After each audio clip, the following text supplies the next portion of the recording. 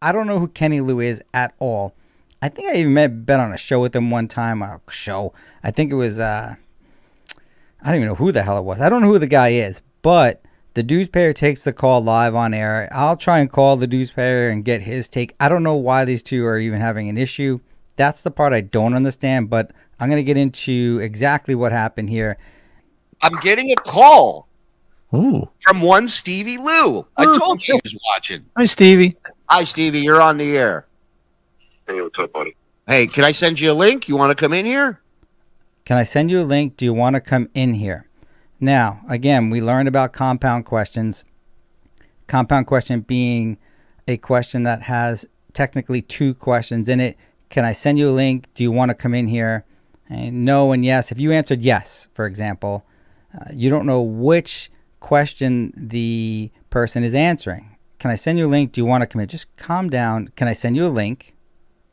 Or just relax. Do you want to come in here?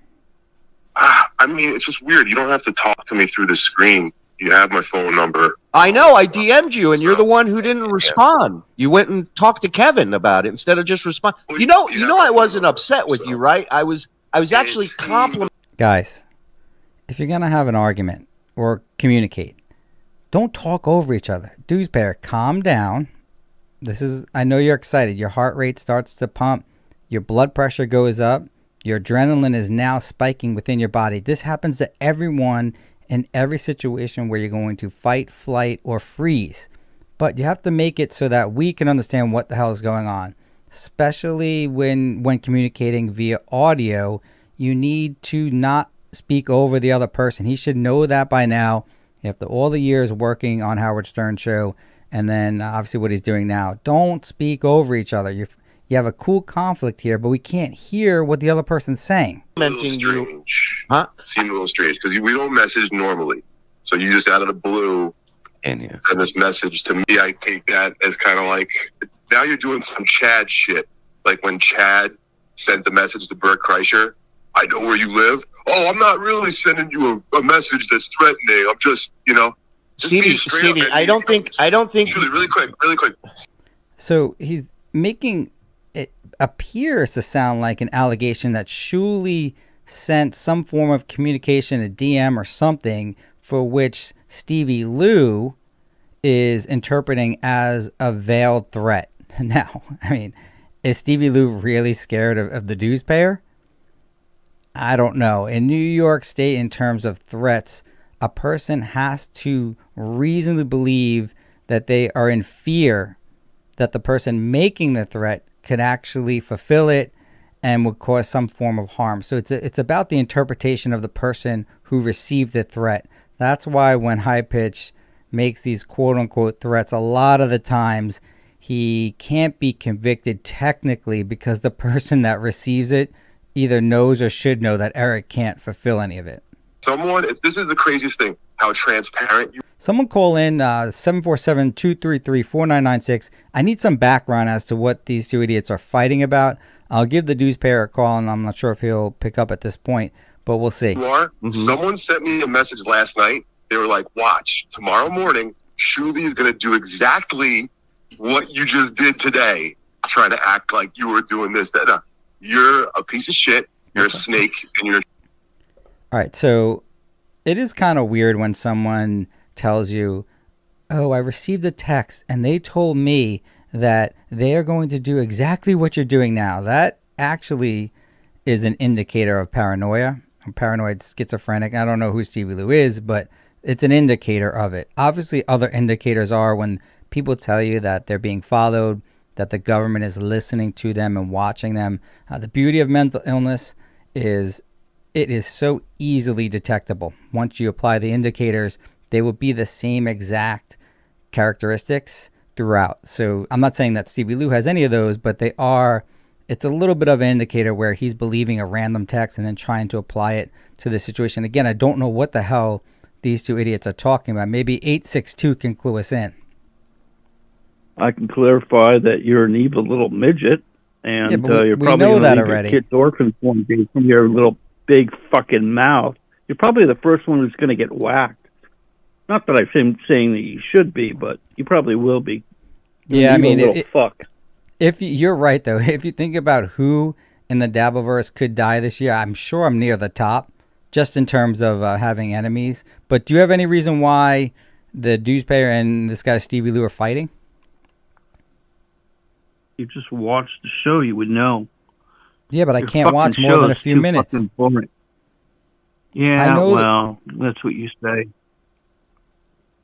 So can you articulate to us why Stevie Lou and the Dewspayer are fighting? Why do you think they're fighting? I have no idea. Okay. Well, you're doing the show, so you should have some idea, shouldn't you? You're just trying to waste time? No, you are right in a sense that I should have been more prepared, but I don't even know who Stevie Lou is. I just got this quickly, but you do actually make a great point. I wasn't that prepared for today's show. Okay. I didn't have much going on. You did bust me there. But can you, even despite all that, besides being 100% right. Fuck off. Hang up on me, motherfucker. I'm giving you a chance here. I just want to know why they're fighting, though. I don't want a chance. Will we take a call from me at least? Hold on. 713. Go ahead. All right, Vince. So here's what happened last night, because I happened to be watching that MLC podcast. Stevie Lou essentially had a minor disagreement with Brennan, and Shuley sent Stevie Lou a text message telling him he better watch out because Kevin doesn't like when people disagree. Stevie Lou pretended that was a threat from Shuley.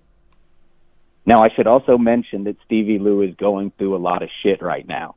He said that his wife just asked him for a divorce and she's moving out, and he's microdosing mushrooms daily and all sorts of shit. So he's probably not in a very good mental mind frame, I would assume. 713, thank you very much. And then that's how you make a phone call. Beautifully articulated, told me exactly what happened. Now, I get the other caller was coming down hard on me, but after that, after you say how bad this is, at least tell us what the hell is going on. So that makes sense now. Is that guy Brennan like a narcissist where if anyone disagrees with him, he shuts them out, he blocks them? Is that something that is going on in his life? Because I don't watch that show at all. Transparent. So I don't even know why you're spending all this time on me. All four of you guys are a bunch of fucking losers. He's right. Well, except for Bob. He's right about that. And Mike and Zen. Thank you. You're not Kevin Brennan, and you never will. So that's what it is. He said something there, and I was trying to pick it up beforehand. I don't know if he said you can't pay your rent or you'll never be Kevin Brennan. Let me know if you can hear this. And you never will. So that's what it is. Thank you. You're not Kevin Brennan, and you never will. So that's what it is. Thank you. You're not Kevin Brennan, and you never will. So that's what it is. Congrats. Thank you. You're not Kevin Brennan, and you never will. So that's what it is. I can't hear what he's saying. It's something, and you never will. I thought maybe it's Kevin Brennan, but it also sounds like rent. I don't know. Maybe someone else can tell me exactly what was going on between those two idiots. Congrats Put that cat down. And then he hangs up like a bitch. Yeah, now I agree with the Dewsbury here. If you're going to call in and you're going to be aggressive with someone, don't be the one that hangs up, because that's the bitch move. Now, in any type of confrontation, your brain's going to go into three modes: fight, flight, or freeze. Clearly, they were both in fight, but then Stevie Lou goes with the flight. So I have to give that to the Dewsbury. The Dewsbury took the call. He didn't hang up.